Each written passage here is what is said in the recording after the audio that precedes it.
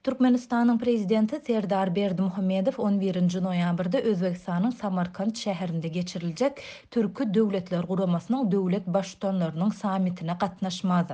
Muňa derek Türkmenistana öňkü prezident, Halk Maslahatynyň başlygy Gurbanuly Berdimuhammedow wekilçilik eder. Bu barada Guramanyň 8 noýabrda metbuat üçin ýaýradan maglumatynda aýdylýar. Sammite Gurama agza we synçy ýurtlaryň ählisiniň döwlet başçylarynyň gatnaşjakdygy we Diňe Türkmenistany parlamentiň ýokarky palatasynyň başlygynyň wekilçilik etjekdigi habar berilýär. Sentýabr aýynda Türkiýanyň Daşary işler ministri Mevlüt Çavuşoglu Türkü Döwletler Guramasynyň Samarkandda geçiriljek sammitinde Türkmenistanyň Guramanyň dol agzasy boljakdygyny aýtdy. Emma Türkmen prezidentiniň sammitde gatnaşman Türkmenistanyň Guramadaky wekilçilik derejesini peseltmek bilen agzalyk meselesi amala aşmajak ýaly bolup görünýär.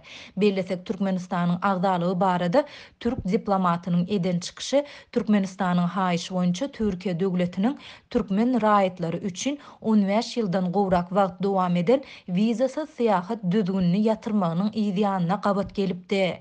Türkmenistan Türkü Döwletler Guramasynyň 2021-nji ýylyň noýabrynda Stambulda geçirilen sammitinde bu gurama synçy agza hökmünde kabul edilipdi. Şu ýylyň aprelinde Türkmenistanyň öňkü prezidenti, Halk Maslahatynyň başlygy Gurbanuly Berdimuhammedow Türkü Döwletler Guramasynyň ýaşullar geňeşiniň agzasy boldy. Häzirki wagtda Türkiýe, Azerbaýjan, Gadagistan, Kyrgyzstan we Özbegistan Türkü dilli döwletler guramasynyň dol agzasy, Wengriýa we Türkmenistan synçy agzasy bolup durýar.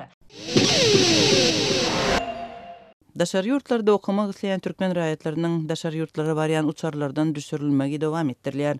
Azatlyk radiosynyň habarçylary ýaşlaryň ortada barýan uçarlardan düşürilmegi bilen bagly adından 3 täze hadisanyň bolanlygyny habar berdiler.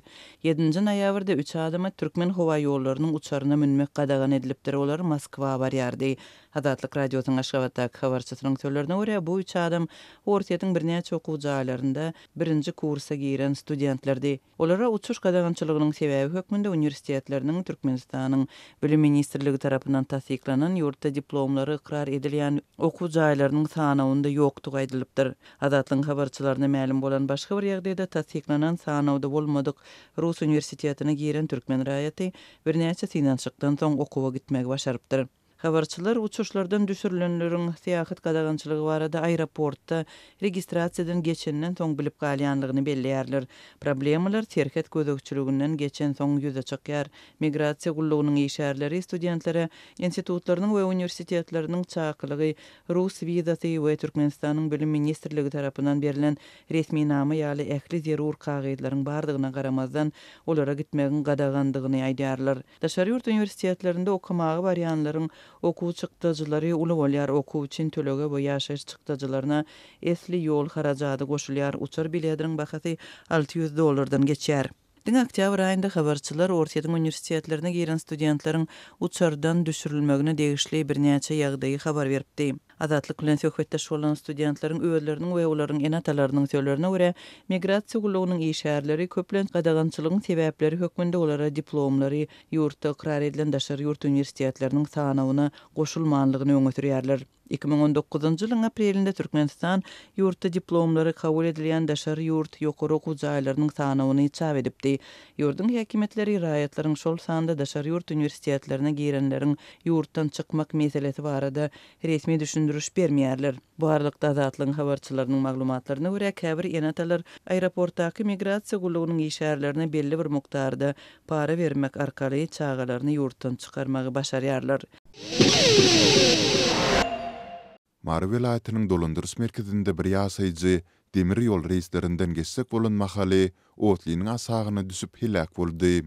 Azatlyň Twitter'däki habarçysy 8 noýabrdaky paçygaly hadisanyň görnüşinden ýolukçynyň terapatlygy sebäpli ýüze çykandygyny, sol bir wagtda munyň bilen baglylykda otlynyň dolandyrjysynyň jazalandyrylmagynyň mümkindigini aýdýar. Bu hadise Mary şäheriniň taksileriň toplanýan Bayramaly krug diýilýän ýeriniň golaýynda boldy. 30 ýaşlaryndaky bir denan bu ýerden geçýän demir ýol liniýalaryndan arçak bolan mahaly otlynyň aşagyna düşdi. Aňyrdan gelýän otly duýduruş signallaryny berse-de naushnikli denanyň ony eşitmänligine meňdiýär. Dip bu ýagdaýyň jikme-jiklerini öwrenen habarçymyz 9-njy noýabrda gurrun berdi. Bu hadisa saýat bolan takdirçilerin habarçymyza aýtmagyna görä, hilak bolan zenanyň bedeni param-parça bolupdyr.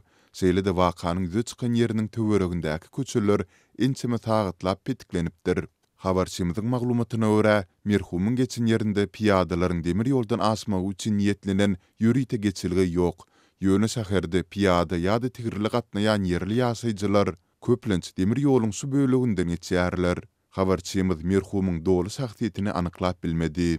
Bu ağırlykda prokuratura Zenanyň ölümi bilen baglylykda derňe başlady. Saýatlaryň belleýçi ýaly Zenan gözüňde tutulmadyk ýerden geçýän mahaly otly duýduruş signallaryny berse-de, häzir onuň dolandyrjysyny jazalandyrmak ähtimallyklary bar. Prokuratura Otlynyň maşinistini soragy çekdi. Dolandyrjynyň iş ýeri onuň günäli ýa-da günäsizdigine hem garaman, diňe bu waka ilteşikli bolan üçin ony işden çykarjak bolýar. Diýip habarçymyz belledi. Azatlygy Marynyň häkimliginden, prokuraturasyndan galy berside Türkmen Demir Ýollary agentliginden bu hilakçylykly ýagdaý barada kommentariýa almak başartmady.